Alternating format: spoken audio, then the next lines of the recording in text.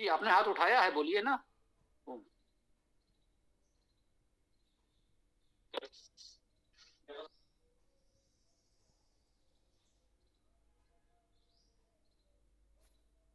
Recording on है।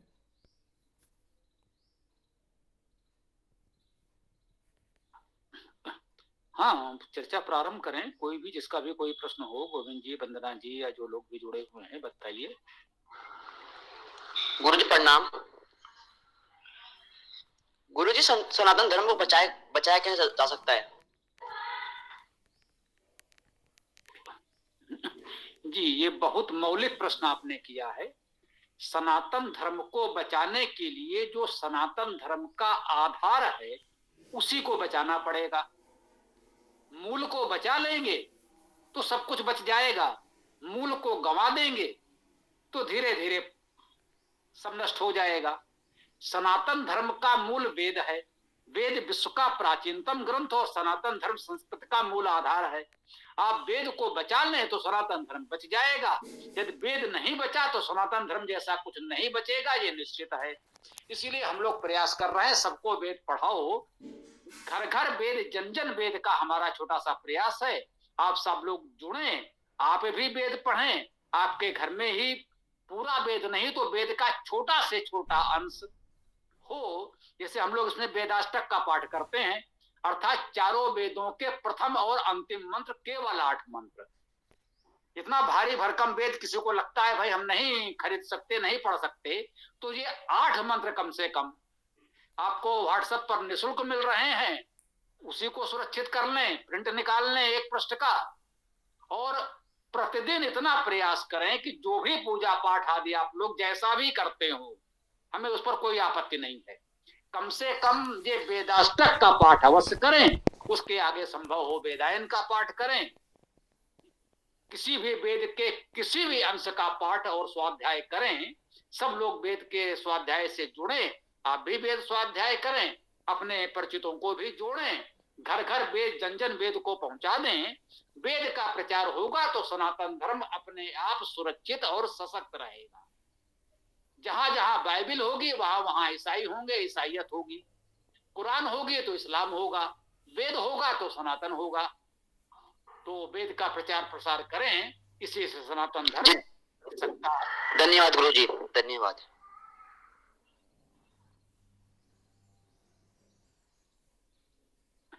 जी, और किसी को कुछ चर्चा करनी है तो कृपया बताएं।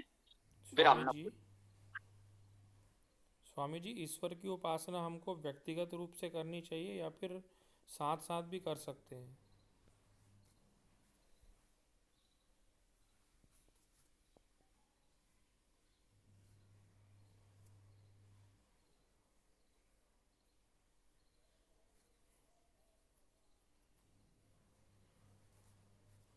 स्वामी जी चले गए लगता है।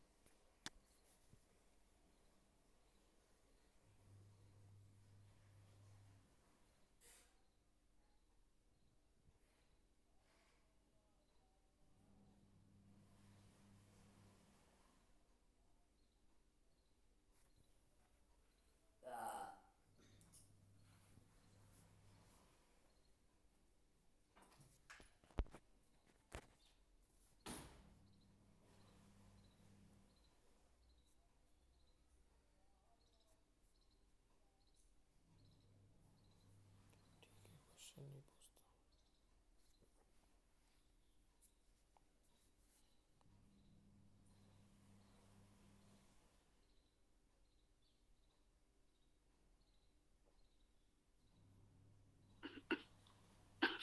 ओम। जी, ये आप जो भी कुछ बोल रहे थे बताइए। हम इधर सुन नहीं पाए, थोड़ा सा कुछ हट गया था किसी कारण से।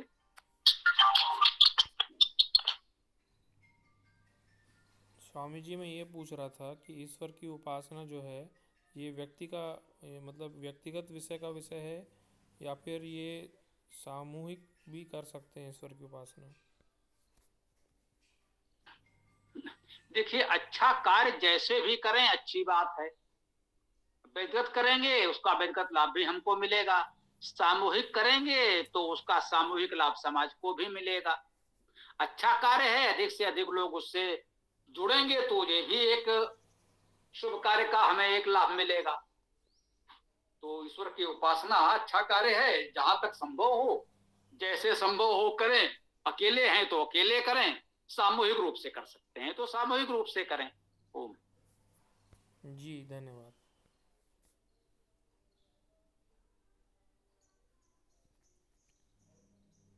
नमस्कार गुरुजी, मेरा नाम अमलेश है और मैं फिलहाल बंगाल से बात कर रहा हूँ। मेरा कुछ क्वेश्चन है जो कि हमारा धर्म से रिलेटेड है। हम लोग का जैसे कि जो हम लोग का पवित्र धर्म कई सारे हैं, जैसे हम लोग को भगवत गीता सब है, तो ये सब हमारा इतना प्यारा पवित्र है, सारे चीज मतलब इतने सारे जीवन के बारे में बताया गया है। और हम लोग जैसे स्कूल कॉलेज में पढ़ाई किए, हम लोग तो कभी इसके बारे में कहीं पे एक वर्ड भी नहीं पढ़े थे ये सब चीज़ के बारे में। अब जब कॉलेज पास आउट हुआ तो जब मैं खुद से थोड़ा सा पढ़ाई किया तो तब समझ में आ रहा है, नहीं हम लोग का ग्रंथ में वाकई में दुनियादारी हर चीज़ लिखा हुआ, साइंस के बहुत सारे जवाब है इसमें।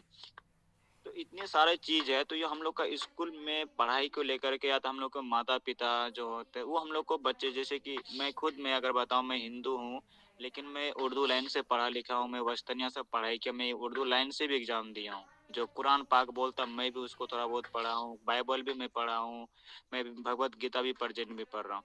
तो इतने सारे चीज, ये सब चीज मैं देखता हूँ, तो हम लोग को जो मैं देखता हूँ कि कुरान, जैसे मुसलमान में बच्चा होता है उनको कुरान पाक अली बे पे पढ़ाना शुरू कर देता है। और बाइबल देखो, जो क्रिश्चियन धर्म होते हैं उन लोग को बाइबल नेसेसरी पढ़ना ही पड़ता है, लेकिन हमारे सनातन धर्म में किसी भी माँ बाप का, मैं अपना खुद उदाहरण देता हूं, आज तक मेरे माता पिता जो कि बहुत बड़े पूजा पाठ भी करते हैं, उसके बावजूद मुझे कभी नहीं बोला कि ये लो रामायण पढ़ो, ये लो भगवत गीता पढ़ो।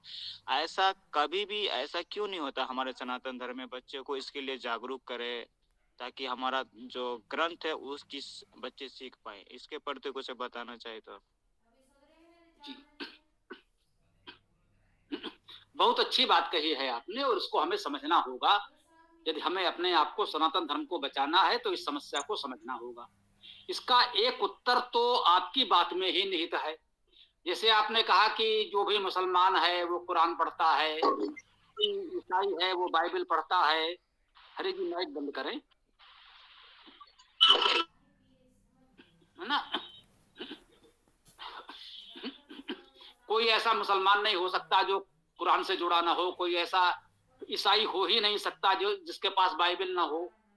जब आपने तथाकथित हिंदू की बात की तो स्वयं ही कभी गीता कहा, कभी रामायण कहा, कभी कुछ। यही सबसे बड़ी समस्या है। आपका, हमारा सनातन धर्म का मूल ग्रंथ वेद है, जिसके विषय में कोई जानता तक नहीं अधिकांश लोग। जितने भी ये आपके मठाधीश तथा कथित साधु संत बाबा लोग हैं, वे न वेद पढ़ते हैं न पढ़ाना चाहते हैं, क्योंकि वो जानते हैं कि यदि वेद का प्रचार प्रसार हो गया तो उनका ये सारा पाखंड दुकानदारी समाप्त हो जाएगी। तो हमारे यहाँ सबसे बड़ा भ्रम ये है, जिनको आप धर्माचार्य संत माने बैठे हैं वे वास्तव में अधर्मी पापी पाखंडी हैं। उनको वेद से कोई लेना देना नहीं। आप कह सकते हैं कोई ईसाई पादरी ऐसा होगा जिसको बाइबल से मतलब ना हो, कुछ और पढ़ाता हो, कुछ और आपको धर्म सिखाता हो कि आप हमारे शरण में आ जाओ, हमारा ये कर लो, बाइबल से कोई मतलब नहीं है, और ये गाना गा दो, ये प्रार्थना कर लो, ये आरती कर लो। जहां इनके पास वेद के अलावा सब कुछ मिलेगा, क्योंकि जानते हैं यदि वेद आप तक पहुंच गया तो उनका पाखंड समाप्त हो जाएगा, सारी बाबागिरी समाप्त हो जाएगी, सारा जातिवाद समाप्त हो जाएगा। तो जातिवाद और बाबागिरी का पाखंड बचाए रखने के लिए ये लोग आपको वेद से जोड़ना नहीं चाहते। अब जनसामान्य जैसे हम आप हैं या हमारे माता पिता हैं, वो क्या करेंगे? धर्म की जानकारी देने वाले, धर्म सिखाने वाले तो यही लोग हैं। हम जनसामान्य ये मानता है कि यही साधु संत हैं, हमको सिखाएंगे बताएंगे। उनकी खुद की स्थिति ऐसी है, तो वो जानबूझकर समाज को अंधेरे में रखना चाहते हैं। ये जानबूझकर समाज को धर्म से दूर रखना चाहते हैं, जिससे कि लोगों को सही धर्म की जानकारी न मिले और धर्म के नाम पर उनके पाखंड की दुकान चलती रहे, उनका भोग विलास चलता रहे। तो आपको करना ये होगा कि आप ये जाने समझें तो वेद विश्व का प्राचीनतम ग्रंथ है। सनातन धर्म संस्कृत का मूल आधार वेद और केवल वेद है, कोई भी अन्य ग्रंथ नहीं। सभी ग्रंथों में अच्छी बातें हो सकती हैं, बाइबल कुरान में भी अच्छी बातें हो सकती हैं, लेकिन धर्म का आधार वेद है, हम ये मानकर चलें। पहले वेद को पढ़ें, समझें और पढ़ाएं, घर घर वेद जन जन वेद पहुंचाएं। उसके पश्चात रामायण में भी बहुत कुछ अच्छा है, महाभारत में भी बहुत कुछ अच्छा है, उपनिषद में, पुराणों में, सब में बहुत सी अच्छी बातें होंगी, लेकिन जो धर्म का मूल आधार है वो वेद है, ये आप समझें। वेद सबके घर में होना ही चाहिए। पूरा वेद ना हो तो वेद का कोई छोटा सा अंश हो। जैसे हमने कहा वेदाष्टक 8 मंत्रों का पाठ तो आप प्रतिदिन कर सकते हैं। वेदायन का पाठ भी आप चाहें तो प्रतिदिन, यदि नहीं तो सप्ताह में एक बार कर सकते हैं। वेदायन में चारों वेदों के चुने हुए सूक्त हैं, एक प्रकार से लघुवेद है।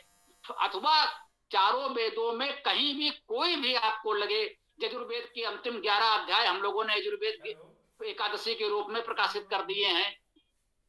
तो वेद का कोई अंश, कोई अध्याय, एक अध्याय, 5-7 अध्याय, 11 अध्याय, किसी भी वेद का कोई भी एक तरफ से जिसको जो अच्छा लगे वो वेद से चुन ले और उनका पाठ, स्वाध्याय, प्रचार प्रसार आप करें। जब घर घर वेद जन जन वेद पहुंच जाएगा तो ये बाबावाद और जातिवाद का पाखंड समाप्त हो जाएगा। सत्य सनातन वैदिक धर्म आपके समक्ष आ जाएगा। फिर सनातन धर्म के सामने कोई नहीं टिकेगा, न धर्मांतरण की समस्या बचेगी, न किसी तरह से ईसाई मुसलमान से किसी तरह का आपको भय करने की आवश्यकता पड़ेगी। आप ईसाई मुसलमान से मत डरिए, केवल आप सनातन धर्म को बचा लीजिए, वेद को अपना लीजिए, आप सशक्त हो जाएंगे। ये सब अपने आप समाप्त हो जाएंगे, ये आप निश्चित मान लीजिए। ओम।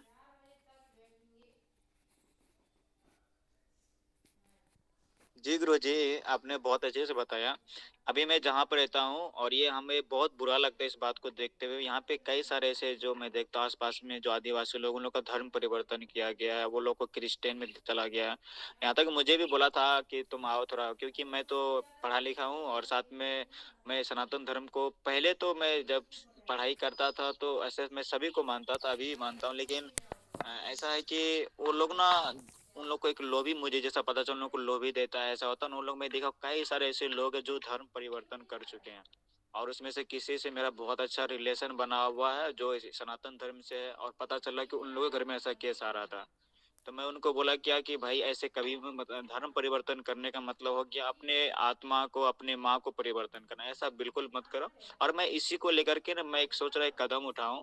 एक्चुअली मैं बिजनेस लाइन से भी, मैं पढ़ाई भी करता हूँ और मैं खुद का काम भी करता हूँ और अपना बिजनेस भी करता हूँ। तो मैं कुछ, जैसे हम लोग का एक मीटिंग करते रहता हूँ, मैं वहाँ पे सोचा हूँ कि हम जो भी महीना में या सप्ताह में हम लोग 15 दिन में जो भी हम लोग मीटिंग करें, तो वहाँ पर ना मैं खुद भगवत गीता कुछ पाठ पढ़ता हूँ। तो मैं सोचता हूँ उस चीज किताब से निकाल करके कुछ पॉइंट उनको एक्सप्लेन करो कि देखो हमारा धर्म ये चीज है, क्या क्या चीज सिखाती है। धर्म परिवर्तन करने से कोई भी इंसान सक्सेस नहीं हो सकता और ना ही धर्म परिवर्तन होने से लोग अमीर या गरीब को कोई फर्क नहीं पड़ता है। तो मुझे लग रहा है कि ये एक कदम मैं सोच रहा हूँ उठाने के लिए। तो कैसा रहेगा, कुछ सुझाव दे सके इसके लिए, क्योंकि मैं सोचता हूँ कि जो हमारा सनातन धर्म है ये बहुत सर्वोपरि है और ये सबसे पुराना, क्योंकि इसका ना अंत है ना कभी शुरू हुआ, इसका कोई ठिकाना नहीं। लेकिन इन सभी का पूरा क्लियर लिखा हुआ कि इतने दिन से शुरू हुआ, इतने सालों से शुरू हुआ है। अब तो इससे हम समाप्त इस चीज बंद जी करें, हम बताते हैं आपको। देखिए, जैसे आपने कहा सनातन धर्म सबसे पुराना है, बिल्कुल सही बात है। पूरा विश्व मानता है, वेद विश्व का प्राचीनतम ग्रंथ है, ये हम नहीं, यूरोप के विद्वानों ने बताया है। कितना पुराना है इस पर मतभेद है, लेकिन विश्व में सबसे पुराना वेद है, ये पूरा विश्व मानता है। बाइबल वाले भी मानते हैं, कुरान वाले भी मानते हैं कि वेद सबसे पहले है, वेद सबसे पुराना है। तो जब से वेद है तब से सनातन धर्म है और वेद सबसे प्राचीन है। ठीक। अभी जो आपने कहा इतनी बात के बाद भी कि आप क्या करेंगे, कौन सा वो कहें गीता पढ़ाएंगे। भाई गीता 5000 वर्ष से अधिक पुरानी तो नहीं हो सकती। गीता कृष्ण और अर्जुन के संवाद के रूप में लिखी गई है, तो कृष्ण और अर्जुन से पहले सनातन धर्म था या नहीं, हमको ये बता दीजिए जरा सोच करके। तो राम के समय में तो गीता नहीं हो सकती। गीता कृष्ण ने यदि बोली है तो राम के समय में गीता नहीं होगी। राम का जीवन चरित्र रामायण में लिखा गया है, तो रामायण लिखे जाने से पहले तो सनातन धर्म था कि नहीं था? तो रामायण से पहले भी हमारा सनातन धर्म होगा। तो वो अपना आदि ग्रंथ जो मूल है उसको अपनाए हैं ना। सशक्त होना है तो हमको अपना जो मूल ग्रंथ है वेद को अपनाना पड़ेगा। आप यहाँ गीता पढ़ाओगे, वो वहां भागवत पढ़ाएगा, वो वहां कुछ और करेगा, तो हमारे यहाँ बिखराव रहेगा। उसमें ये बात कही गई, उसमें वो बात कही गई, बातों में अंतर आएगा। भाई हमारी गीता में तो ये कहा गया है, वो कहेगा साहब मेरी रामायण में तो ये कहा गया है, वो कहेगा मैंने उपनिषद में पढ़ा है उसमें तो ऐसा बताया गया है। कोई और कोई तो एक टुटपुंजिया किताब ले आएगा, हमारी ये वाली पुस्तक हमारे फलाने बाबा जी ने दी है उसमें तो ऐसा कहा गया है। तो जब इन बातों में अंतर है, हम कभी सत्य धर्म को जान ही नहीं पाएंगे। तो यदि आपको जानना है तो एक और एक कार्य आपको करना है कि सत्य सनातन धर्म को यदि बचाना है तो जो हमारा मूल है वेद है, केवल उसे बचाना है। आप सप्ताह में एक गोष्ठी करें, संभव हो तो प्रतिदिन समय निकालने आधा घंटा आप वेद पाठ और वेद का व्याख्यान, वेद का प्रवचन करें, तो सनातन धर्म की बात होगी।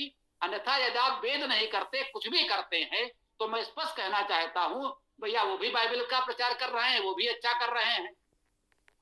तो आप किसी भी अन्य पुस्तक की बात कर रहे हैं तो बाइबल, कुरान, गीता, पुराण, भागवत कुछ भी करें तो सनातन धर्म नहीं हुआ, इस पर समझ लीजिए। सनातन धर्म को यदि बचाना है तो सनातन धर्म का मूल है आपको वेद और केवल वेद को अपनाना ही होगा। सनातन धर्म का आधार वेद है। अन्य ग्रंथों में भी अच्छी बातें हो सकती हैं। आप गीता, रामायण, भागवत जो पढ़ना हो पढ़ें, अच्छी बात है, पढ़ना चाहिए। आप बाइबल, कुरान भी पढ़ें, उसमें भी बहुत सी अच्छी बातें आपको मिल सकती हैं। किसी से हमें कोई द्वेष भाव नहीं है, परंतु हमारा मूल आधार वेद है। वेद को सबसे पहले पढ़ें, वेद के बाद जो कुछ पढ़ना हो वो पढ़ें। हमें स्वीकार है आप गीता, रामायण, भागवत, उपनिषद, बाइबल, कुरान, गुरु ग्रंथ साहब सब कुछ पढ़ें, लेकिन पहले वेद, अनिवार्य रूप से वेद। सभी सनातनी के घर में वेद, हर घर में वेद, हर व्यक्ति के पास वेद। वेद जब तक आप पर नहीं आएगा तब तक ये बिखराव समाप्त नहीं होगा और सनातन धर्म को बचाना संभव नहीं होगा।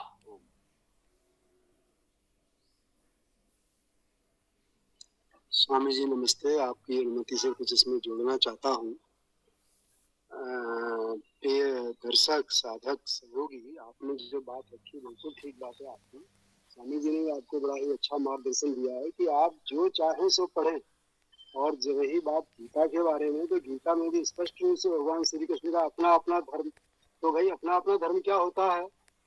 तो हमारा धर्म तो सनातन है, जो गीता से भी पहले, जिसको स्वामी जी ने कहा।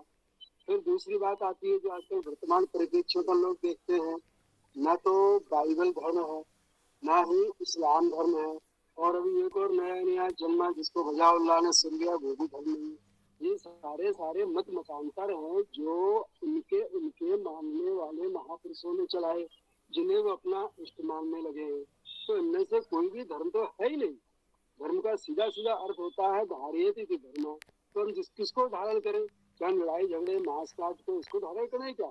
या हम मदिरा मांस पीने, भक्षण खाने को उसको धारण करें क्या? ये परिस्थितियां कभी किसी वस्तु काल में या परिस्थिति में तो थोड़ी देर के लिए मान्य की जा सकती है, लेकिन निरंतर नहीं चल सकती। जो निरंतर चलेगा वो एकमात्र धर्म है। और धर्म क्या है? जो हमारे सनातन धर्म के वेदों में दिए गए मूल सिद्धांत हैं कि हमको किसी के साथ में द्वेष नहीं करना, हमें निरंतर द्वेष रहित रहना चाहिए, हमें निरंतर निंदा रहित रहना चाहिए, हमें अपने और दूसरों के हित के बारे में विचार करना चाहिए, जिसके लिए बार बार कई बार शब्द वेदों में भी आता है मित्रों। हम लोगों ने रात को ये अध्ययन किया था, उसमें शब्द आया था मित्रों। वर्ण, वर्ण मतलब वर्णी, जिसको अपन लोग बोलचाल में वर्णदेव बोल दिया करते हैं। तो जो वर्णीय है, जिनका हम वर्ण करना चाहते हैं, जो वर्ण करने के योग्य हैं, उसके बारे में हम विचार करें। यहाँ वहाँ भटकाव में तो निरंतर रूप से हमारे अंदर एक स्थिति ऐसी भी आ सकती है जो आजकल के वैज्ञानिक डॉक्टर लोग कहते हैं, जिसको कहते हैं इल्यूशन, डिप्रेशन, ये चीजें जा सकती हैं। तो अगर आप बाइबल पढ़ेंगे या और दूसरे दूसरे पुराण आदि में भटके रहेंगे, तो वहां तो आपके पास यही सब मिलने वाली बातें हैं। तो उनसे बाहर निकलने के लिए यही बात है कि हमको अपने मूल ग्रंथ की तरफ चलना पड़ेगा। मैं ये नहीं कह रहा कि हम ही एकमात्र प्रमाण है, क्योंकि इसको दूसरों ने भी माना है और स्थापित हो गया, इसलिए हम कहने के लिए साहस कर पा रहे हैं कि हमारे जो ग्रंथ हैं वे पूरी तरह से प्रमाणित हो चुके हैं। और वे शुरू से प्रमाणित तो रहे थे, तभी तो इन लोगों ने उनके पीछे इतना ढूंढ ढकोल मचा करके इन पर शोध किया और इस निष्कर्ष पर पहुंचे कि इनमें जो भी लिखे गए तथ्य हैं वे सही है।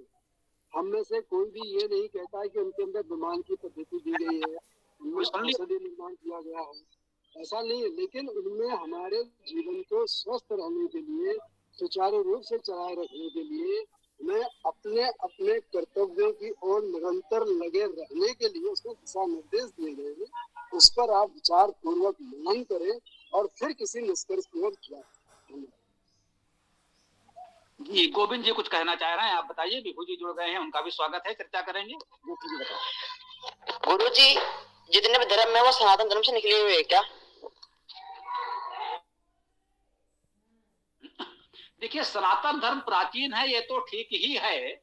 और जो भी धार्मिक पंथ हैं, जिन्हें धर्म नहीं हम लोग धार्मिक पंथ कहते हैं, तो उन पंथों में जो भी अच्छी बातें हैं वो सनातन धर्म में भी हैं, स्वाभाविक है।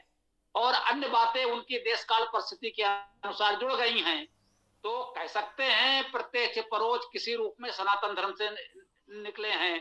सनातन धर्म प्राकृतिक है, जो प्राकृतिक सत्य है वो सब लोगों ने प्रकृति से प्राप्त किया या वेदों से प्राप्त किया, तो सनातन धर्म से निकले हैं।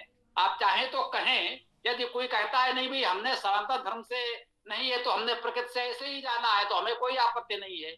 जो सत्य है वो जहां भी है वो सत्य ही रहेगा। तो जो सत्य है, जो अच्छी बातें हैं वो हमारे वेदों में भी है। कह सकते हैं वेदों से ही उन्होंने लिया है। यदि उन्होंने सीधे वेदों से न लिया हो, कहीं से भी ले लिया हो, तो ये कोई बहुत बड़ी समस्या नहीं है। सनातन धर्म प्राचीनतम है, ये हम जानते हैं, और हमारा मूल वेद है। हमें इतना जानना है, इतना ही पर्याप्त है हमारे लिए। अन्य लोगों ने प्रत्यक्ष रूप से वेदों से लिया हो या परोक्ष रूप से कहीं से ले आए हो, ये कोई बहुत बड़ी समस्या हम नहीं मानते। कोई मान सकता है कि इसी वेदों से हमारा धर्म निकला है, कोई कह सकता है कि नहीं भाई हमने तो वेद नहीं पढ़े थे, हम तो ऐसे ही कहीं से ले आए, कोई बात नहीं, चलेगा। तो विभू जी भी जुड़ गए हैं, उनका भी धन्यवाद।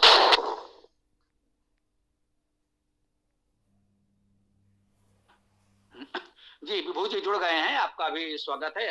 अच्छा, ये मंगेश जी कुछ कहना चाहते हैं तो बताएं। मंगेश जी कुछ कहना चाहते हैं आप? अच्छा, कोई बात नहीं। और किसी को कुछ कहना है? स्वामी जी, मैं एक जानकारी लेना चाहता हूँ कि क्या गौतम बुद्ध जी चारों वेदों के ज्ञाता थे? क्योंकि कुछ लोग ऐसा कह रहे हैं आर्य समाज में कि उन्होंने चारों वेद पढ़े थे। क्या ये बात सत्य है? इसकी संभावना तो है। उस समय की जो शिक्षा प्रणाली थी, बालक गुरुकुल में जाएगा, पढ़ेगा तो सबसे पहले वेद ही पढ़ाया जाएगा। कुछ उल्लेख ऐसे मिलते हैं कि ऐसा लगता है कि भाई उन्होंने पढ़ा तो था और उसी बात को उन्होंने तत्कालीन भाषा में, जन सामान्य की भाषा में अपना कहा, और लोगों ने उनके वचनों को लिख लिया और वो अलग से लगा जाने लगा कि भाई ये बुद्ध की बात है। बुद्ध ने सामान्यतः जो मुख्य बातें हैं वो वेदों की ही हैं, बहुत अलग नहीं बताई। तो ये संभावना हो सकती है, और ये कोई बहुत बड़ा विषय भी हमारे लिए नहीं। जैसा कि हमने कहा कि हम व्यक्ति पर नहीं सिद्धांत पर चर्चा करते हैं, तो मुख्य बात यही है कि बौद्ध धर्म के जो मौलिक प्रमुख बातें हैं, 4 आर्य सत्य हैं, अष्टांगिक मार्ग है, आदि जो मुख्य तत्व हैं वो तो वैदिक ही हैं। और उन्होंने कभी भी इस तरह से वेद की निंदा नहीं की कि साहब वेद में ये बात कही गई है जो ठीक नहीं है, ऐसा उन्होंने कभी कहा भी नहीं। उन्होंने आर्य सत्य की बात की, आर्यों का सत्य तो वेद ही है। तो वो एक तरह से एक ही बात है। और किसी को कुछ कहना है तो बताएं।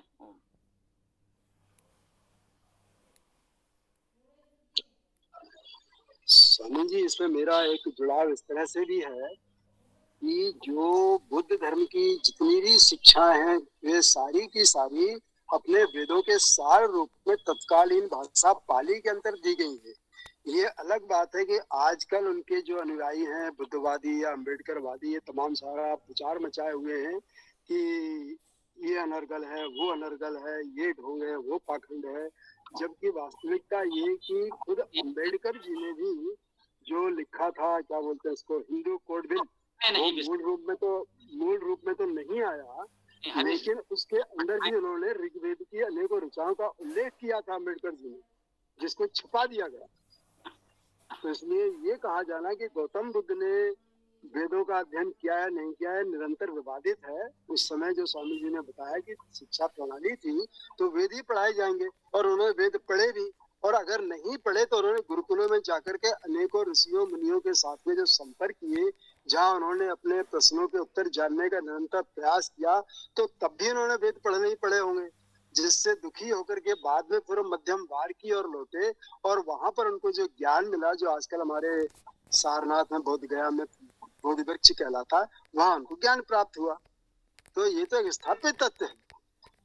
अब बाकी जो लोग विवाद मचाना चाहे उनकी अपनी अपनी इच्छा विवेक की बात है, इस पर तो कोई कुछ कह ही नहीं सकता है। जब यही कह रहे हैं विषय को भटकाए नहीं, विवाद की चर्चा न करें, हमें विवाद की ओर नहीं जाना है। एक सीधा सा प्रश्न था, सीधी सी बात हमने बता दी, वही आपने भी दोहराया कि उन्होंने वेद पढ़े थे या वेद की बात ही उन्होंने तत्कालीन भाषा में कही है। यही मैंने भी कहा था, यही आपने भी कहा।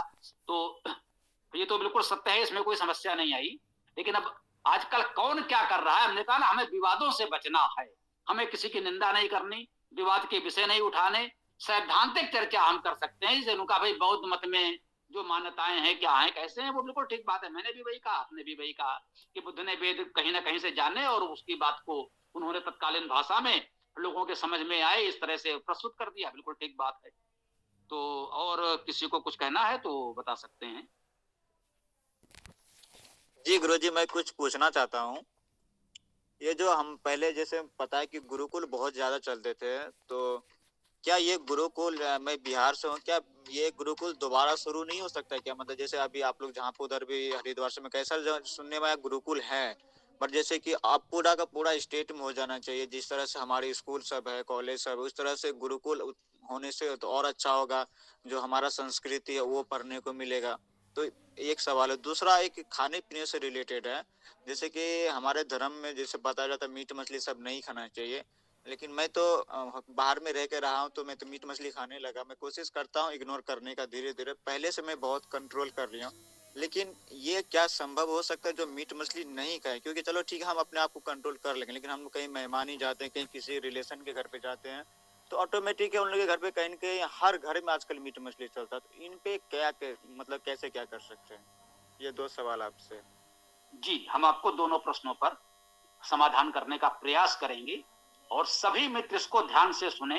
बहुत गंभीर प्रश्न है और इस पर मतभेद तो हो सकते हैं, फिर भी जो हमारा अपना स्वाध्याय अध्ययन जो को थोड़ा बहुत हम समझ पाए हैं वो हम आपके सामने रखने का प्रयास कर रहे हैं। जो पहली बात आपने कही कि गुरुकुल होने चाहिए, सब जानते हैं होने चाहिए। जैसा कि हमने कहा, जब आप प्रयास करेंगे घर घर वेद जन जन वेद, पहले तो आप प्रयास करें कि आप जैसे वेद को अपना लें, अपने घर में आपके वेद हो और अपने घर को ही एक छोटा सा गुरुकुल बना लें। मैंने एक बात कही थी कि घर में एक गुरुकुल चलाएं, समझ गए? सब लोग अपने अपने घर में गुरुकुल चलाएं। जितने लोग जागरूक हो गए वो कैसे चलेगा? आप अपने घर में वेद की छोटी सी पुस्तक जो भी संभव है रख लें। जैसे हमने कहा वेदायनी मंगा लें। आप थोड़ा सा समय, आधा घंटा एक घंटा भी अगर निश्चित कर लें, आप दे सकते हो स्वयं, भैया उतनी देर हम वेद पढ़ेंगे पढ़ाएंगे, तो एक छोटा सा प्रतीकात्मक गुरुकुल प्रारंभ हो गया। उसे आप वेदपीठ का नाम दे दीजिए, लघु गुरुकुल का नाम दे दीजिए, जो भी कह लीजिए, आप उसको इस तरह की वेदपीठ स्थापित कर दीजिए। तो आप वेद पढ़ें और पढ़ाएं, आपके आसपास के आपके मिलने जुलने वाले जानने वाले वहां आने लगेंगे, तो धीरे धीरे वो वेद पढ़ने लगेंगे। और इस तरह से बिना किसी बहुत व्यय किए हुए, अब गुरुकुल के लिए आप कहीं भूमि लें, उस पर भवन बनाएं और पूरी व्यवस्था बनाकर गुरुकुल चलाएं, ये थोड़ा सा बड़ी बात है, कठिन कार्य है। जो लोग सक्षम हैं वो ऐसा कर सकते हैं, उनको करना चाहिए और कर भी रहे हैं। मैं आपको बताऊं, ऐसा नहीं कि देश भर में सैकड़ों हजारों गुरुकुल चल रहे हैं, और समाज की ओर से बहुत अच्छे गुरुकुल चल रहे हैं, जब जहां पर बालिका गुरुकुल भी हैं, बालकों के गुरुकुल भी हैं, और सब कुछ बहुत अच्छे से पढ़ाया भी जा रहा है। कुछ लोगों को कुछ बातें इधर उधर लग सकती हैं, लेकिन गुरुकुल देश भर में, विदेशों में भी हमारे आर्य समाज के बहुत से चल रहे हैं। एक तो ये आप जानकारी ले लें, बिहार में भी हैं और आपको आसपास मिल जाएंगे। हाँ, उतने नहीं है जितने होने चाहिए, तो उसका यही तरीका है कि हम और अधिक से अधिक गुरुकुल खोलें। उसमें बहुत धन लगेगा, साधन लगेगा, तो आप जहां है अपने घर में वहीं पर प्रयास करें। इस तरह का एक लोग गुरुकुल अपने घर में चलाएं, धीरे धीरे लोग जुड़ेंगे, धनी लोग भी जुड़ेंगे, साधन जुटेंगे, तो वही गुरुकुल आपका बड़ा हो जाएगा, निजी भवन में हो जाएगा और धीरे धीरे एक बड़ा विश्वविद्यालय भी बन सकता है। सब ऐसे ही छोटे छोटे गुरुकुल प्रारंभ हुए और धीरे धीरे बड़े हो गए, ऐसा भी बहुत सा हुआ है। तो इस प्रकार से आप गुरुकुलों का विस्तार कर सकते हैं। आप स्वयं अपने से प्रारंभ करें, तो आपके यहाँ पहले कुछ लोग जुड़ेंगे, पढ़ने आएंगे, उनमें से बहुत से लोग अपने घर में भी इसी तरह के गुरुकुल प्रारंभ कर देंगे। तो इस तरह से गुरुकुलों का विस्तार हो सकता है। अब चाहते हैं आप लोग जुड़े हैं, हमारी ये बात आपको ठीक लगे, अपना लेंगे, तो हो सकता है देश भर में हम 1.25 लाख गुरुकुल खोलने का अपना उद्देश्य पूरा कर सके। हम तो चाहते हैं देश में 1.25 लाख गुरुकुल का एक लक्ष्य लेकर चलिए, और वो ऐसे ही संभव है कि आप अपने घर में छोटा सा गुरुकुल चलाएं, जो लोग उससे जुड़े उनको प्रेरित करें कि वो अपने घर में चलाएं। तो ऐसे ही धीरे धीरे गुरुकुलों का विस्तार हो सकता है। दूसरी बात जो आपने कही खान पान की, देखो सीधी सी बात है, हम मनुष्य हैं, हमारे अंदर मानवीय संवेदना है, तो ये उचित तो नहीं लगता कि हम अपने भोजन के लिए, अपने स्वाद के लिए या अपना पेट भरने के लिए किसी जीव को मारकर खा जाएं। ये पशु प्रवृत्ति है। मनुष्य के लिए तो ऐसा उचित मुझे भी नहीं लगता। ये बात तो ठीक है। एक तो सैद्धांतिक पक्ष ये है, दूसरा पक्ष ये भी सत्य है, जैसा कि आपने कहा कि अधिकांश घरों में इसका प्रचलन है। आप तो चलिए बिहार में है, बंगाल में या जो भी समुद्री इलाके हैं, बंगाल से तमिलनाडु, महाराष्ट्र, गुजरात, जो भी कह लीजिए, जो समुद्र तटीय इलाके हैं, वहां का तो कह सकते हैं मुख्य भोजन मछली तो है ही, जिसे समुद्री भोजन भी कहा जाता है, सी फूड कहा जाता है। तो मछलियां समुद्र में एक प्रकार से निःशुल्क उपलब्ध हैं। आपको जाल डाल के पकड़ना है और खाना है।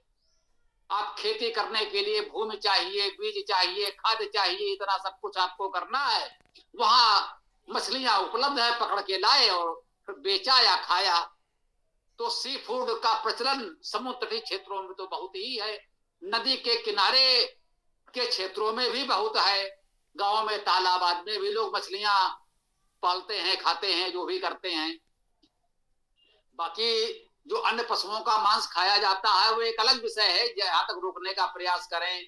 आप बकरा मुर्गा आदि ना खाएं, अच्छी बात है, लेकिन जो आपने कहा ये भी सत्य है कि है ना, बहुत अधिक घरों में कह सकते हैं, आप कह रहे हैं अधिकांश घरों में, आधे से अधिक घरों में, 2/3 3/4 घरों में मांसाहार होता है। ये भी एक सच्चाई है, नकारा नहीं जा सकता है। तो अब उस पर साथ एक उत्पन्न होता है आपके साथ कि बंद करने आप अपनी बात कहें संचालक जी।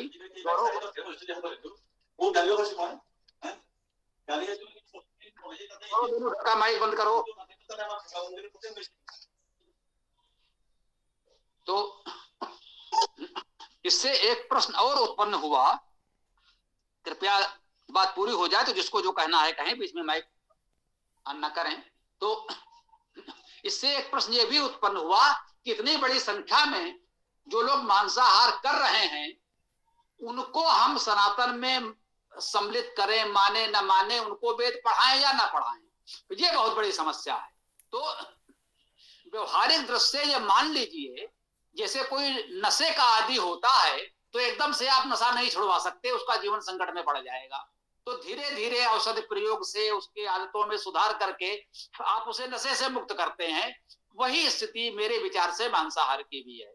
ये महर्षि अरविंद ने भी इस बात को समर्थन दिया है कि जो मांसाहारी हैं उनको मांसाहार कराकर उन्होंने वेद से जोड़ा, फिर उन्होंने मांसाहार छोड़ दिया। तो जो जहां जैसा है, क्या खाता है, क्या पहनता है, उस पर बहुत ध्यान न दें। ध्यान इस पर दें कि हमें उस तक वेद पहुंचाना है। यदि आपने वेद नहीं पहुंचाया कि वो तो मांसाहारी है, मुझे वेद नहीं पढ़ाएंगे, तो अगला बाइबल लेकर पहुंच जाएगा। आप मांसाहार भी करते रहो और बाइबल भी पढ़ते रहो। तो यदि आपको सनातन धर्म को बचाना है तो ये आपको रणनीति के रूप में ही सही अपनाना होगा। कोई क्या खाता है, क्या पहनता है और जीवन में क्या करता है, उसे करने दीजिए। उससे केवल इतना कहिए कि आप जो भी करते हो आप सनातनी हैं, आप वेद भी पढ़िए। जब वो वेद से जुड़ जाएगा तो धीरे धीरे उसकी ये दुर्व्यसन या जो भी इस तरह की आदतें हैं, जो भी उसका ऐसा दूषित आचार विचार है, वो छूट जाएगा और वो शुद्ध सनातनी वैदिक धर्म को मान लेगा। लेकिन पहले आप ये न कहें मांसाहार छोड़ो तब सनातन में आओ, पहले धोती कुर्ता लंगोटी लगाओ, पहले ये करो, ये सब उसको न कहें। वो जो कुछ खाता है पहनता है उसे करने दीजिए और उस तक वेद पहुंचा दीजिए। जब वो वेद से जुड़ जाएगा तो धीरे धीरे उसके ये दुर्व्यसन आदि दूर हो जाएंगे और वो सच्चा सत्य धर्म को अपना लेगा। ऐसा हमारा विचार है। अब वेणुधर जी या जिसको भी जो भी कहना है, अब आप कह सकते हैं। स्वागत है। वेणुधर जी बोलिए, कुछ कहना चाहते हैं तो।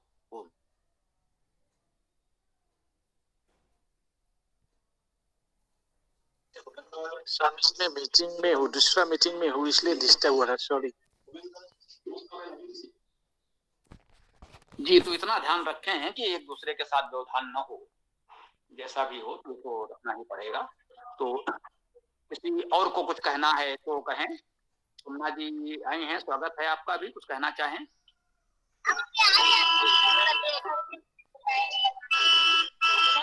देखिए विभू जी हमारे साथ जुड़े, उनके साथ ही हमें चर्चा करनी है।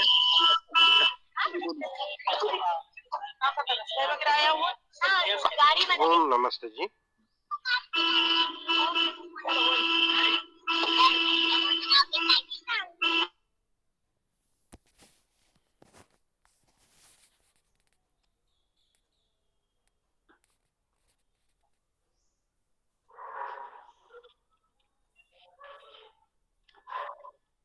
ओम नमस्ते जी।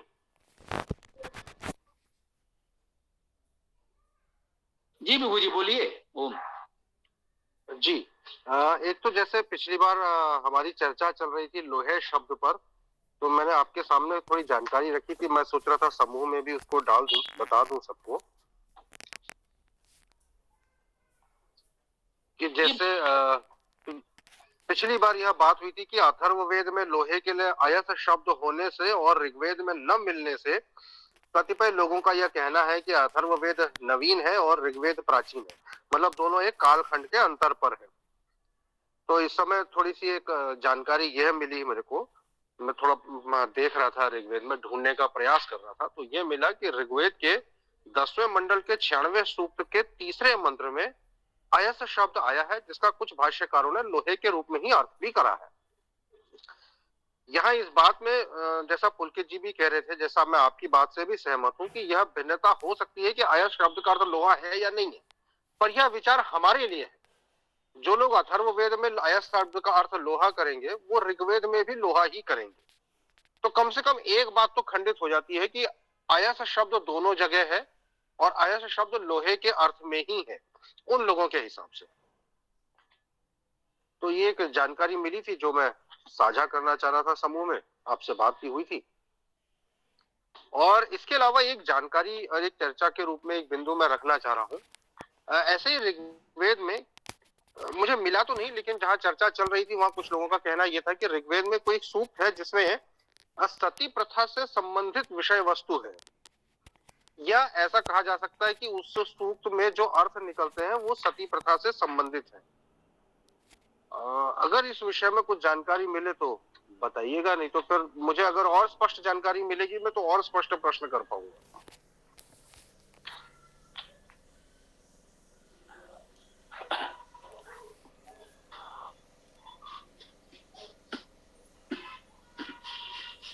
आदरणीय विभू जी ने बहुत अच्छी जानकारी दी।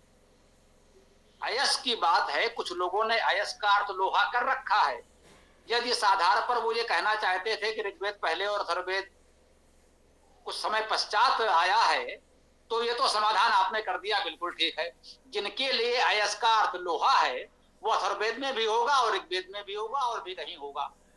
तो जो तो कह लीजिए कि आपने बहुत अच्छा उपचार कर दिया।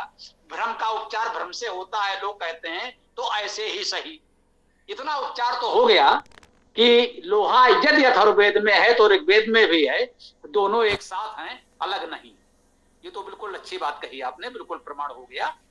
और जो हमने कहा था, एक बात ये भी ध्यान में रखिएगा कि जैसे कि हमने कहा अथर्ववेद चौथा नहीं तीसरा है, ऋग्वेद में ही कहा गया है, तो इससे बड़ी बात और क्या होगी। अब वो अयस लोहा है या नहीं है, इसमें एक प्रश्न और कुछ लोग उठा देते हैं। यदि हमने ऋग्वेद में लोहा दिखा दिया, तब वो कहेंगे लोहे का प्रचलन कब से है? लोहा तो बहुत बाद का आविष्कार है, पहले ताम्रकाल, कांस्य काल, तब कहीं लोहे का उपयोग हुआ। तो वेद इतना प्राचीन नहीं है, वो तो फिर नवीन हो गया, लोहे का आविष्कार होने के बाद वेद है। अब ये समस्या नहीं आएगी, इस पर भी हमें विचार करना पड़ेगा। इसीलिए हमने कहा पहले तो प्रामाणिक रूप से तय करो कि इस अयस का अर्थ लोहा है भी कि नहीं। तो एक तो बात ये आ जाएगी। दूसरा, विभू जी से एक निवेदन, हाँ, जो सती प्रथा वाली बात कही उसको भी कह दूं कि वेद में ऐसा कुछ नहीं, व्यर्थ के खोज करने वाले बाबा रामपाल जैसे लोग जब वो कह रहे हैं कबीर मनीषी शब्द आया, तो बोले देखो वेद में कबीर साहब आ गए। ऐसे ही वृंदावन के कुछ पंडे ऋग्वेद में कितने स्थान पर राधा आया है, कहीं रा और धा आ गया, उसको उन्होंने लिख लिया, लो भाई ऋग्वेद में इतनी बार राधा आया है।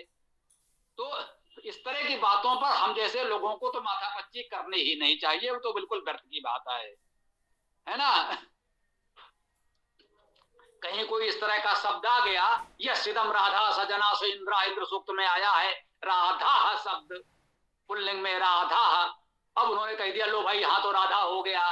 तो इस तरह के अटकल लगाने वालों से तो हमें कुछ कहना ही नहीं है, वो सती प्रथा हो या कोई और प्रथा हो। वेद में इस तरह की कोई प्रथा का उल्लेख संभव ही नहीं है, ये हम बिल्कुल दृढ़ता से कहना चाहते हैं। वो सूक्त कोई सामने लेकर आए, फिर उसका क्या अर्थ है उस पर विचार किया जाए। आपकी ये दूसरी बात हो गई। और एक बात हम अपनी ओर से कहना चाहते हैं, जो थोड़ी सी चर्चा हमारी आपकी हुई थी, तो जो अपना पंचांग आ रहा है, पंचांग का प्रचार प्रसार करने का हम सभी मित्र जितना संभव हो करें। वैदिक और प्रामाणिक पंचांग विभू जी निकाल रहे हैं, तो वो तो हम लोग करें। ये निवेदन है कि हमने आपसे कहा था कि जैसे ये दीवार पर कैलेंडर लगे होते हैं, अभी नववर्ष 2024 के नाम पर सभी संस्थाएं, कंपनियां जो भी हैं, अपने प्रचार प्रसार के लिए कैलेंडर छपवाते हैं, अपनी कंपनी का नाम छपवा देते हैं। तो इस प्रकार के कैलेंडर अगर हमारे हों, जैसे मान ली ईस्वी सन के ही कैलेंडर भी जनवरी से छपेंगे, उनके साथ ये विक्रम संवत की तिथियां, जो चंद्र मास हैं उनकी तिथियां, प्रथमा द्वितीया, प्रतिपदा द्वितीया, तृतीया, अमावस्या, पूर्णिमा आदि लिखी होती हैं। तो इस प्रकार का कैलेंडर यदि हम बना सकें, वो 2024 के जनवरी फरवरी में जोड़ करके भी हम उसमें जिस प्रकार की हमारी जो भी तिथियां हैं, वो गते वाली सौर वर्ष की भी और चंद्रमास वाली प्रथमा द्वितीया, अमावस्या, पूर्णिमा वाली भी, उनके साथ ये लिखा जा सके, तो यदि इसका डाटा हमको मिल जाए तो हम छपवा तो लेंगे। ये प्रयास हम कर सकते हैं कि हम लोग छपवा लें, और आप ही बड़ी संख्या में छपवा सकें तो हम आपसे मंगवा लेंगे। दोनों कार्य संभव हैं। तो चाहे 2024 का कैलेंडर इस तरह का छापा जाए जिसमें तिथियां हमारे अनुसार हों, जो वैदिक पंचांग है उसके अनुसार हों, और जनवरी फरवरी कैलेंडर जैसा ईस्वी सन का है वो यथावत बना रहे, या हम अपना जो इस समय युगाब्द 5125 है, अगला 5126 युगाब्द का पंचांग ये कैलेंडर के रूप में कैलेंडर छापें। 2526 ये 2126 का कैलेंडर हम छापें, या विक्रम संवत उसे 2081 कह सकते हैं, हम उसका एक कैलेंडर इसी रूप में छापें। उसमें चैत्र वैशाख के क्रम से ही महीने हों, लेकिन अपने ये वैदिक पंचांग के अनुसार सारी तिथियां हों, उसमें कहीं कोने में ही सही जनवरी फरवरी ये वाले तिथि इनकी तारीखें भी हों, उनके डेट्स भी हों। तो इस प्रकार का कैलेंडर यदि हम बना सकें, तो समझिए कि आप डाटा तैयार कर दें, क्योंकि वो सब डाटा तो आपके पास है ही, वो बहुत सरलता से आप कर सकते हैं। केवल डाटा हमको दे दें तो हम लोग छपवा सकते हैं, और आप ये छपवा लें तो आपसे बड़ी संख्या में मंगवा सकते हैं, जो सरल संभव हो। यदि ये करेंगे तो मुझे लगता है इस वैदिक पंचांग का प्रचार प्रसार हम और अधिक कर पाएंगे। पंचांग तो एक जन सामान्य के लिए उपयोगी नहीं है, वो तो जो इस तरह के पत्रात देखने वाले थोड़ा ज्योतिषी लोग हैं उनके लिए ही उपयोगी है। जन सामान्य के घर में ये कैलेंडर हमारा लगा रहे तो अधिक प्रचार प्रसार होगा। ये हमारा आपसे निवेदन था, इस पर आप जो भी कहना चाहें स्वागत है। ओम। पंचांग का कैलेंडर बनाने के लिए डेटा तो मेरे पास तैयार है, आप जब कहें मैं तभी दे सकता हूँ। अभी इस समय इस वर्ष तो हम कैलेंडर दीवार कैलेंडर के रूप में छापने की स्थिति में नहीं है। अभी अरुण कुमार आर्यवीर जी के लिए कैलेंडर जो वो छापते हैं वो बना रहा था, वही डाटा मैं आपको भी दे पाऊंगा। लेकिन हाँ, अगले वर्ष से जरूर प्रयास करेंगे, कैलेंडर को भी प्रकाशित करने का प्रयास करेंगे। डाटा आप जब कहेंगे मैं आपको दे दूंगा। और दूसरी बात, ये जो लोहे के संबंध में हो रही थी, एक बात मैं ये जरूर कहूंगा कि ये प्रश्न जरूर आएगा कि लोहे कब आया, उसका कालखंड क्या है। लेकिन इसमें भी एक सर्वसामान्य मान्यता यह है कि सारे विश्व में लोहा सभी सभ्यताओं में एक समय पर एक साथ ही आया हो, ऐसा बिल्कुल नहीं।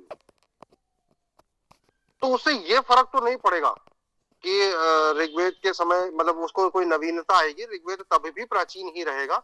हाँ, उसके लिए कालखंड तो जरूर कहीं ना कहीं कोई ना कोई निर्धारित करेगा ही करेगा, पर वो हमारा विषय नहीं है। दूसरी बात जो मैं सती प्रथा के संबंध में कह रहा था, वो ऐसा बताया गया था कि ऋग्वेद में कोई अंत्येष्टि सूक्त या अंतिम संस्कार से संबंधित कोई सूक्त है, उसमें यह है। और इस तरह के अर्थ जैसे किसी ने वेद में राधा देख करके राधा कह दिया, ऐसी बातों पर तो मैं बिल्कुल भी चर्चा नहीं करता। मैं समझता हूँ कि ये बातें बिल्कुल बेकार की हैं। लेकिन ये जो बात कही गई थी सती प्रथा के संबंध में, वो उस तरह की बात नहीं है। मैं उस चर्चा को दोबारा सुनूंगा और उसमें जैसे अगर कुछ सूक्त या मंत्र उसकी स्पष्ट जानकारी मिलेगी तो मैं जरूर शेयर करूंगा, फिर अपना प्रश्न उचित रूप से रख पाऊंगा। जी धन्यवाद। जी, वो सूक्त कौन सा है वो मिल जाए तो फिर देखा जाए, तभी उस पर चर्चा की जा सकेगी। ये बिल्कुल ठीक है। और ये कैलेंडर का डाटा हमको दे दीजिए, हम लोग प्रयास करते हैं अपने सीमित साधनों से जो थोड़ा बहुत संभव होगा करेंगे। एक अच्छा कार्य है, हम सबको मिलकर उसे आगे बढ़ाना है तो करेंगे ही करेंगे। जी बिल्कुल, मैं भेजता हूँ आपको। जी। और दूसरी बात, ये लोहा और कालखंड की बात है। देखिए, इसमें एक बात तो स्वीकार करनी पड़ेगी कि जैसे सिंधु घाटी की सभ्यता की जो पुरातात्विक खुदाई से हमें जानकारी मिली, उसका कालखंड कार्बन डेटिंग से तय हो सकता है वो किस समय का है, इस पर बहुत विवाद करने की स्थिति तो नहीं है। उसमें लिपि को नहीं पढ़ा जा सका है, इसलिए वो कौन सी सभ्यता है, क्या है, लोग कौन थे, उनके नाम क्या थे, भाषा क्या थी, ये तो भले ही प्रामाणिक रूप से कोई ना कह सके, लेकिन इतना तो निश्चित है उसका कालखंड तो निश्चित हो जाएगा कार्बन डेटिंग से, उसे तो कोई नकार नहीं पाएगा। उसका जो भी समय आए उस पर हो सकता है कि कब से कब तक है, जो भी है वो निश्चित होगा। ठीक। अब ये भी निश्चित है कि सिंधु घाटी की सभ्यता से राखी गढ़ी जो भी नई खुदाई हुई और कुछ उसमें हमें अवशेष मिले, प्रमाण मिले, उन सब में आपको ताम्रकाल या अधिक से अधिक कांसे का प्रयोग थोड़ा बहुत तो मिल सकता है। लोहे का एक अंश भी कहीं नहीं मिला है, इसमें तो कोई संदेह नहीं है। तो ये तो निश्चित हो जाएगा कि उस काल में सिंधु घाटी का काल, राखी गढ़ी का काल, या जो भी उस समय का माना जा रहा है, जो लगभग महाभारत काल के आसपास तक आता है। थोड़ा बहुत अंतर हो सकता है स्थान विशेष या उस आधार पर, तो लगभग महाभारत काल या 5000 वर्ष पहले तक के ये सब अवशेष हमको मिल रहे हैं। उस समय तक लोहा नहीं मिल रहा है। अब वेद में लोहा है तो फिर उसके बाद का होगा, ये समस्या तो आएगी कि वेद में लोहा है। अब या तो हम इस हैं कि वैदिक ऋषियों को सारी जानकारी थी, उन्होंने लिख दिया, बाद में आप लोग खोज करते रहो, तो वो तो एक हमारी आस्था का विषय हो सकता है। हम कह सकते हैं अपने आप को, कोई सुने न सुने का हो सकता है। तो इसीलिए हम लोग प्रयास यही करते हैं कि वेद का अर्थ बिल्कुल धातुज अर्थ ऐसा किया जाए जिसमें इस तरह की कोई बात आई ही नहीं जो कहा गया कि वेद में इतिहास नहीं है। वेद में कोई, हमने शतानीक शब्द देखा तो बोले राजा शतानीक, जब इस तरह के अर्थ करेंगे तब तो फिर समस्या हो जाएगी। ये किसी राजा का नाम आ गया, इसका अर्थ है कि वो रचना उस राजा के समय की या उसके पश्चात की हो सकती है, उससे पूर्व की तो नहीं हो सकती। तो इसलिए हम सबका धातु शाब्दिक अर्थ करते हैं।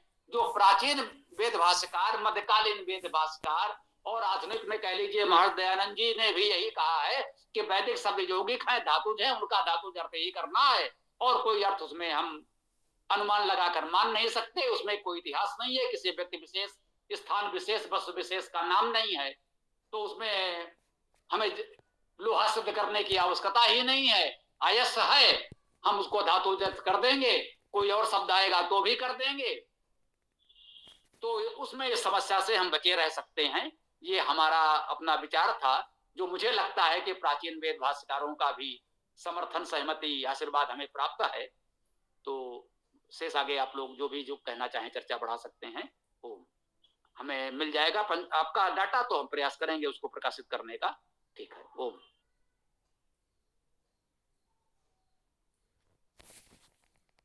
स्वामी जी, कल बात हुई थी अष्टचक्र 9 द्वारा वाली, तो 8 चक्र क्या होते हैं और इसका मतलब कैसा होता है साधना, इस पर थोड़ा प्रकाश डालने का कृपा कीजिए।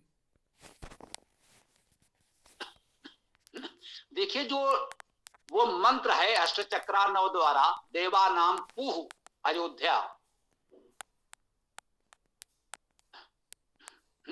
उस मंत्र पर अब उसको सामने रख करके उसकी व्याख्या कभी अवसर मिले तो किया जाए। इसको आप किसी योग ध्यान की साधना प्रणाली से जोड़ें, ये आवश्यक नहीं है। कोई चाहे जोड़ सकता है, उससे प्रेरणा लेकर के कोई साधना प्रणाली बना सकता है। वो 8 चक्र शरीर के अंदर कोई चक्र हैं, ऐसा निश्चित रूप से नहीं कहा जा सकता, नहीं कहा जाना चाहिए। जी, विभू जी की दूसरा कोई अभी कार्यक्रम में उनको जुड़ना है, तो बहुत बहुत धन्यवाद, आप हमसे जुड़े। ऐसे ही हम लोग जुड़ते रहेंगे, चर्चा करते रहेंगे और अच्छे कार्य को आगे बढ़ाते रहेंगे। जी नमस्ते। तो हम लोग जो अभी बात कर रहे थे अष्टचक्रा, तो वहां 8 चक्र किसको कहा गया है, ये अब उस मंत्र, उसके संबंधित सूक्त, आगे पीछे के मंत्रों को देखकर गंभीर से विचार करके एक हम लोग किसी निष्कर्ष पर पहुंच सकते हैं कि वो 8 चक्र और 9 द्वार किसके लिए कहा गया है, वो क्या बातें हैं। जैसा कि हम कहते हैं कि जहां भी इस तरह संख्यात्मक बातें आती हैं, जैसे वेदाष्टक में आप लोग पढ़ते हैं त्रिसप्ताह पर्यंत, तब ये 3 क्या है, 7 क्या है, 3 को गुणा करके 21 बनाएंगे या क्या करेंगे, वो 21 क्या होंगे, इस पर हम कोई निश्चित मत नहीं देते। सभी विद्वानों का जो भी मत हो आप विचार करें, जो आपको उचित लगे मान लें। अष्ट चक्र 9 द्वार को हम शरीर के अंदर किसी प्रकार के चक्र या द्वार मान लें, ऐसा आवश्यक नहीं है। ये हमारा विचार है। आगे क्या हाथ उठाए हैं हरि जी, कुछ कहना चाहते हो तो आप भी कह सकते हैं। जिसकी जो भी इच्छा हो, कोई भी प्रश्न विचार रख सकते हैं, सबका स्वागत है। ओम। स्वामी जी, कुछ लोग कहते हैं मूलाधार चक्र, स्वादिष्ठान चक्र, मणिपुर चक्र, ऐसे ऐसे नाम देते हैं, और ये प्राण का नीचे से ऊपर जाना ऐसा कुछ कहते हैं, ऊर्ध्वरेता होना कहते हैं। तो ये सब योग साधना से ही संबंधित लग रहा है स्वामी जी मुझको। ये योग साधना से संबंधित नहीं है, ये मुझे पाखंड लगता है, कहने दीजिए। मतलब मैं कहना नहीं चाहता था, लेकिन अब इतना हो गया तो एक तरह व्यवस्था हो गई। कब तक हम इनको सहन करें? वेद में तो नहीं है ना, वेद में कहीं ये लिखे हों इस प्रकार के इन नामों के, ये चक्र शरीर के इस स्थान पर कहीं पर आए, वेद में लिखे हों तो बता दीजिए, या कोई चिकित्सक शरीर के चीर फाड़ करके आपको दिखा दे तो बता दीजिए। हम दोनों मानने को तैयार हैं। जब दोनों में नहीं है तो बाकी कौन क्या कल्पना करता है वो जाने। वेद में नहीं है तो हमें स्वीकार्य नहीं है, सीधी सी बात है। न विज्ञान में है, न चिकित्सा शास्त्र में है, न शरीर शास्त्र में है, न हमारे वेद में है। तो फिर हमें उससे क्या लेना देना? जिसकी जो इच्छा हो माने, वो उसकी इच्छा है, हमें कोई लेना देना नहीं है। हाँ, ये 2 लोगों ने हाथ उठाया हुआ है, तो जो कहना चाहें कहें। धन्यवाद स्वामी जी। जी बोलिए। ओम।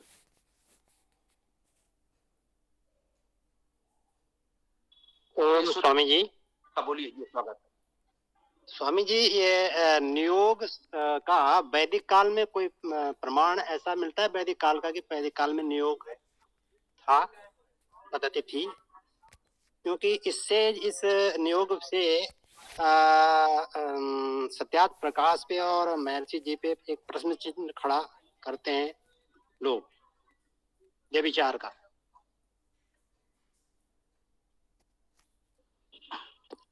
जी, अच्छा प्रश्न है आपका, हम इसको ले लेते हैं। सीताराम जी कुछ कहना चाह रहे हैं क्या? अभी आपकी बात सुन ली जाए, क्या चाहते हैं? जी स्वामी जी आप इसे थोड़ा विस्तार से या प्रारंभ से ही बता दीजिए, ये होता क्या है और किस तरह क्या होता है, क्योंकि काफी मतलब इस समय इस तरह के प्रश्न आते हैं। जी बिल्कुल ठीक है, हम आपको बताते हैं। तो इन्होंने कहा थोड़ा ये भी बता दीजिए सब होता क्या है। तो नियोग होता क्या है ये बताते हैं, फिर उसका जो आपका मूल प्रश्न है उस पर आते हैं। नियोग एक प्रथा, परंपरा, सामाजिक मान्यता रही है हमारे यहाँ। हम कह रहे हैं रही है, अब नहीं है। अब कोई ये कहे कि नहीं हमें वो नियोग की प्रथा आज पुनः प्रारंभ करनी ही करनी है, तो हमें ऐसा कुछ नहीं करना चाहिए। हाँ इतना कह सकते हैं, कोई अपनाना चाहे तो हमें कोई आपत्ति भी नहीं है, इतना ही कहेंगे। नियोग होता क्या है? नियोग ऐसा है कि यदि किसी कारण से कोई भी महिला, कोई नारी, स्त्री अपने पति से संतान प्राप्त नहीं कर सकती, कोई भी कारण हो, पुरुष रुग्ण है, रोगी है, असमर्थ है, वो अपनी पत्नी को संतान नहीं दे सकता। अब आपके पास क्या विकल्प है? वो दंपति निसंतान रहे, वो संतान सुख से वंचित रहे। यदि आप कहें तो वो भी प्राचीन काल में, आज तो बहुत सी तकनीक ऐसी आ गई है कि आप कह सकते हैं कुछ उपाय हो भी सकते हैं। उस समय की परिस्थिति में आप क्या करेंगे? वो वंश तो वहीं से समाप्त हो जाएगा ना। तो इस पर यदि वैदिक ऋषियों ने एक व्यवस्था बनाई कि उस पति की और पत्नी की सहमति से, परिवार के लोगों की सहमति से किसी सुयोग्य व्यक्ति को वर्ण कर लिया जाए कि वह व्यक्ति, वह पुरुष उस पत्नी के साथ तब तक संपर्क संबंध रखेगा जब तक वो गर्भवती नहीं हो जाती। कह सकते हैं गर्भाधान के लिए किसी पुरुष का चयन कर लिया गया, उसमें उसके पति की भी सहमति है, उस पत्नी की भी सहमति है और उसके परिवार की भी सहमति है। तो विवाह और क्या है? कोई ये भी कह सकता है विवाह भी व्यभिचार है। विवाह क्या है भाई? इस दृष्टि से कहें तो विवाह भी व्यभिचार है, लेकिन विवाह व्यभिचार क्यों नहीं है? क्योंकि उसमें सबकी सहमति है, पुरुष की सहमति है, स्त्री की सहमति है, उसके परिवार की, समाज की सहमति है। सबने सहमति से एक दूसरे का वर्ण किया है संतान की उत्पत्ति के लिए, वंश को आगे बढ़ाने के लिए। इसलिए वह हमारा पवित्र संस्कार है, उसे व्यभिचार नहीं कह सकते। यदि किसी के सहमति ना हो और एक बलात् कुछ किया जाए तो उसे निश्चित रूप से व्यभिचार आदि कहा जाता है, बिल्कुल स्वाभाविक है, कहा ही जाएगा। ठीक है ना? तो व्यभिचार में और संस्कार में अंतर यही है कि उसमें सहमति है। यदि उस महिला का पति सहमत है, वो महिला सहमत है, उसके परिवार के लोग सहमत हैं, तो इस रूप में नियुक्त किया जा सकता था जिससे उसका वंश आगे बढ़े। इसमें हमें तो कहीं व्यभिचार नहीं दिखता। जिनको व्यभिचार दिखता है वे मानसिक व्यभिचारी हैं, हम ऐसा कहना चाहते हैं। देश काल परिस्थिति के अनुसार परंपराएं बनाई जाती हैं और ये परंपरा उस समय की परिस्थिति के अनुसार बिल्कुल उचित थी। जैसे उस समय बहुपत्नी विवाह स्वाभाविक थे, बहुविवाह होते थे। आजकल एक निभाना कठिन हो गया है, उस समय बहुत पत्नियां होती थी, राजाओं के, ऋषियों के बहुत सी पत्नियां होती थी। इस सत्य को नकारने का प्रयास हम नहीं करते और सामाजिक करते हैं कि नहीं साहब वो एक ही पत्नी थी और नहीं थी, ये तो हम मानते हैं। बहुपत्नी, बहुविवाह की प्रथा थी, किस व्यक्ति विशेष के एक थी अनेक थी वह अलग विषय है, किसी व्यक्ति के एक ही थी या अधिक थी, लेकिन समाज में ये प्रथा प्रचलित थी, ये सत्य है, इसे हम स्वीकार करते हैं, हम उसको पूरी तरह नहीं नकारते। तो देशकाल परिस्थिति के अनुसार बहुविवाह का भी प्रचलन था और नियोग का भी प्रचलन था, ये सत्य है। जिन्हें हम 5 पांडव कहते हैं, ये सत्य है। वे पांचों भाई पांडु की संतान नहीं है, उनमें एक भी राजा पांडु की संतान नहीं है। वे 5 के पांचों अन्य 5 लोगों की संतान हैं। इस प्रकार से नियोग की संतान है। और स्वयं पांडु भी, पांडु, धृतराष्ट्र और विदुर, ये 3 के तीनों कृष्ण द्वैपायन वेद व्यास की जैविक संतान है, जबकि इनके पिता कोई और हैं। अर्थात इनकी मां के जो वैवाहिक पति हैं वो कोई और हैं। गर्भाधान कृष्ण द्वैपायन वेद व्यास ने तीनों का किया है। धृतराष्ट्र, पांडु और विदुर तीनों ही इस दृश्य से भाई हैं, एक ही व्यक्ति की जैविक संतान है, लेकिन तीनों के माता पिता अलग अलग हैं। अब ये नियोग नहीं तो क्या है, ये नियोग का उत्कृष्ट उदाहरण है। विधिवत पूरे परिवार ने, भीष्म ने, परिवार के अन्य उत्तरदायी लोगों ने निश्चित किया कि इस कुरुवंश को समाप्त होने से बचाने के लिए नियोग ही एकमात्र उपाय है, और उसके लिए कृष्णद्वैपायन वेद व्यास जी को सुयोग्य पात्र माना गया। उनसे निवेदन किया गया कि भाई आप इनको संतान प्रदान करें, और उससे ये पांडु, धृतराष्ट्र और विदुर जन्मे, और उनसे फिर आगे धृतराष्ट्र के पुत्र दुर्योधन आदि और पांडु के पुत्र ये पांचों भाई अन्य लोगों के नियोग से जन्मे। धृतराष्ट्र के पुत्र तो ये दुर्योधन आदि उसके अपने धृतराष्ट्र के पुत्र हैं, और पांडु के पांचों पुत्र जो कहे जाते हैं वो 5 अलग अलग लोगों के हैं। तो ये नियोग की प्रथा उस समय की आवश्यकता के अनुसार उचित थी। आज यदि उसकी आवश्यकता नहीं है तो नहीं है, जब थी तब थी। ओम, सुधीर जी कुछ कहना चाह रहे हैं क्या?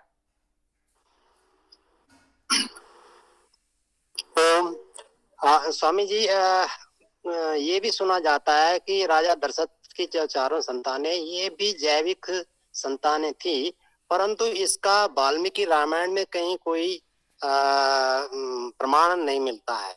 तो ये बात कहाँ से आई होगी?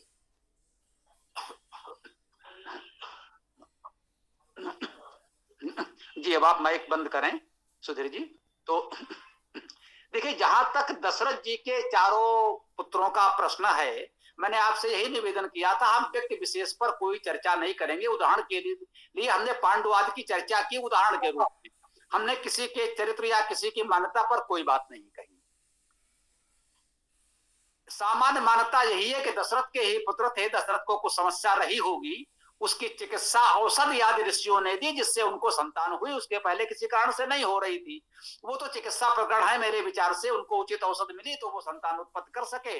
कुछ रोग दोष रहा होगा जिससे नहीं हो रही थी, मुझे तो ऐसा ही लगता है।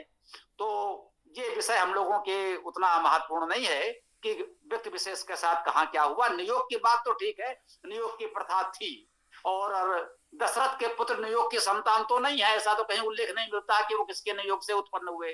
तो वो तो दशरथ के जैविक संतान ही सामान्यता हम लोग मान रहे हैं, इसको हम जो ही माने तो उचित होगा।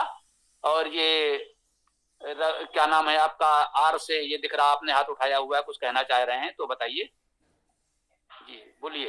हाँ, नमस्ते स्वामी जी। जैसे अभी नियोग का विषय चल रहा था, तो इसमें मैं अपने एक उदाहरण देना चाहूंगा कि मेरे गांव में है एक मेरे ताऊ जी, तो उन्होंने भी नियोग से ही संतान दी थी किसी को। मतलब किसी ने उनका सहयोग लिया था, क्योंकि उनके पति गुजर गए थे, तो इस तरह से। और ऐसा होता भी है, जैसे गांव में तो मैंने कई बार देखा है कि अगर जो पति की मृत्यु हो जाती है तो या तो छोटे भाई से विवाह कर देते हैं, तो ये भी एक नियोग का ही हिस्सा है, मेरे को तो इस तरह से लगता है। और ऐसा बहुत बहुत बार ही देखा जाता है, मैंने मतलब कई बार ही देखा है अपने आसपास के रिश्तेदारों में भी ये होता है। और ये इतना फ्रीक्वेंट नहीं होता कि मतलब भाई हर रोज ही कर रहा है कोई, या बस ये संतान उत्पत्ति के लिए ही होता है। और इसको फिर कर करा के लोग भूल भी जाते हैं कि बाद में इनकी बातें भी नहीं उठती। तो ये नियोग बिल्कुल ऐसा विषय है कि भाई ठीक है, संतान उत्पन्न हुई और उसका काम हो गया, तो फिर कोई वार्तालाप इतनी नहीं होती इन चीजों में। और ना ही फिर इसके बारे में कोई गांव में आपस में बात करता कि अरे ये तो उसकी संतान है, इसने उसके साथ वैसा किया। तो ये बातें इतनी उठती भी नहीं है, ये बस सिर्फ संतान उत्पत्ति के लिए होती है। और लगभग मेरे को ऐसा लगता है कि जब मेरे इधर हुई है तो हर जगह होती ही होगी, लेकिन इनको बातों को उठाता नहीं है कोई, सिर्फ संतान उत्पत्ति के लिए होती है ये बातें। जी बिल्कुल ठीक कहा आपने। तो ये हमारे लिए भी नई जानकारी है। ये समझिए कि वैदिक काल में उन परिस्थितियों में होता था, और जहां ऐसी परिस्थितियां आज भी हैं तो आज भी उसे अपनाया जा रहा है। मुख्य बात यही है कि सामाजिक स्वीकृति से करते हैं, एक अच्छे उद्देश्य के लिए करते हैं, तो उसमें व्यभिचार की कल्पना करना मेरी दृष्टि में तो उचित नहीं है। तो ये प्रकरण यहाँ पर एक प्रकार से पूर्ण होता है। तो और किसी को कोई बात कहनी हो तो कह सकते हैं। जी, किसी का और कोई प्रश्न हो तो बताएं। ओम।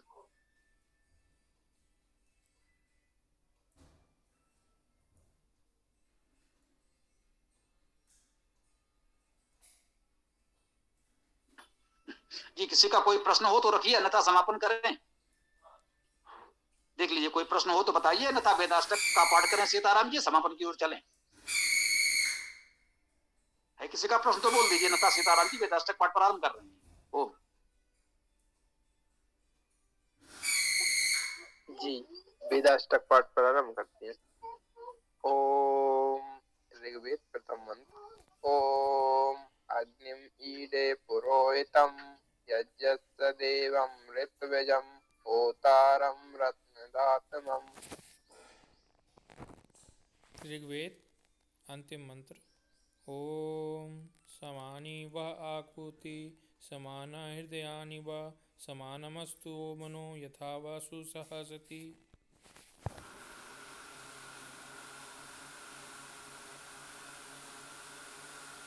सामवेद प्रथम मंत्र। ओम अग्ने आयाई वीते किरणानो हव्यदाते नियोता सस्ति वहर्षि।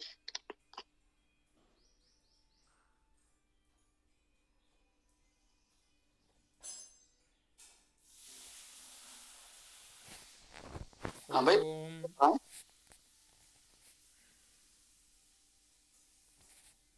ओम स्वस्ति न इंद्रो वृद्धसर्वाः स्वस्ति न पूषा विश्ववेदाः स्वस्ति न तार्क्ष्यो अरिष्टनेमि स्वस्ति नो बृहस्पति ददातु। अथर्वेद प्रथम मंत्र। ओम एतर सप्ताह पर्यन्ति विश्वरूपाणि विवृतः वाचस्पति बलातेषां तन्मो अद्य ददातु मे।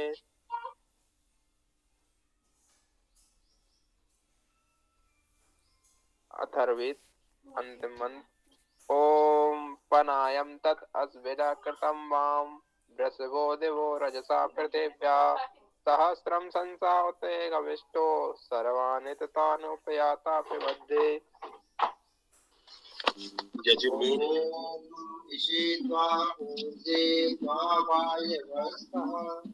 देवो महासविता प्रार्थयतु श्रेष्ठतमाय कर्मणे आप्यायध्वम् आज्ञा इंद्राय भागम प्रजावती अन्नमीवा अयक्षमा माँ वस्तेन ईशत माँ आगशंसो ध्रुवा अस्मिन् गोपतौ सात बहवी यजमानस्य पशून् पाय। यजुर्वेद अंतिम मंत्र। ओम हिरण्मयेन पात्रेण सत्यस्य अभिहितं मुखम् यो असौ आदित्ये पुरुषः सो असौ अहम्। ओम खं ब्रह्म ओम खं ब्रह्म।